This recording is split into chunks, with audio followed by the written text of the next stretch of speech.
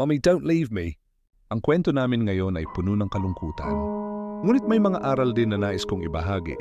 Ang inahing manok na ito, na minsan ay nag-alaga at nagmamahal sa kanyang sisiw ay ngayon ay wala na. Mommy, don't leave me. Ito ang marahil ang nararamdaman ng maliit na sisiw na ito. Habang nawawala ang ina na laging nandiyan upang magbigay ng init at proteksyon, mahirap makita ang sisiw na nawawala sa kanyang ina at ramdam na ramdam ang kalungkutan sa bawat hakbang nito. Bagamat masakit, ako'y nandito upang alagaan siya. Hindi ko man kayang maging kapalit ng ina. Gagawin ko ang lahat upang matulungan siyang magpatuloy sa buhay at lumago ng maligaya at malusog. Ang pagkawala ng ina ng sisiw ay isang mabigat na pagsubok, pero ipinagpapasalamat ko ang pagkakataong maging bahagi ng buhay ng maliit na nilalang na ito. Sa bawat araw na lumilipas, ipinapakita ng sisiw ang lakas nito kahit papuno ng kalungkutan ng mga mata.